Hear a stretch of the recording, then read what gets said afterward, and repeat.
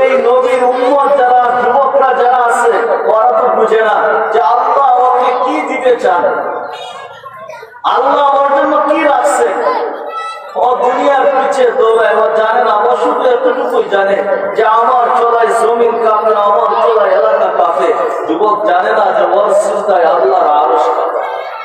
যুবক জানে না যে ওর সিজদায় আল্লাহর আরশ কাঁপে। হায় যুবক যদি জানতো তাহলে এলাকা কাঁপাইতো না, জমিন কাঁপাইতো না, ও সিজদা দিয়ে তারপর আল্লাহর আরশ কাঁপাইতো না।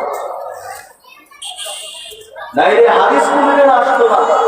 যুবক যখন সিজদায় যায় তো আল্লাহ জানা সত্য ফেরেশতাদেরকে লক্ষ্য করে বলেন উনজুর ইলা শাহ মাযা ইয়াফআল। ওই যুবকের দিকে তাকাতে ও কি করে? তো ফেরেশতা বলে জালা জালাহু ওয়া মাজালাহু লিআজলি। আয় আল্লাহ সব কিছু বিসর্জন দিয়ে তোমার কুদরতি পায়ে উঠায়া দিয়েছে, তোমার কুদরতি পায়ে মাথা ছেড়ায়া দিয়েছে।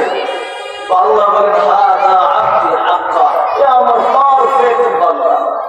ইন্নী উবাহি বিহিল মালাইকা, আরে আমি ওকে নিয়ে তো তোমাদের উপর গর্ব করে থাকি।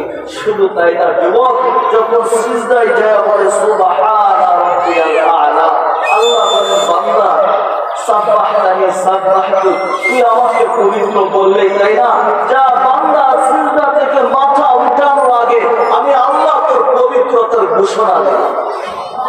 শুধু তাই না, আল্লাহ বলেন আলাইতানি ফালাইতু, বান্দা তুই আমাকে মহান বললে যাও আমি তোকে সৃষ্টি জগতের মধ্যে শ্রেষ্ঠত্ব দান করলাম।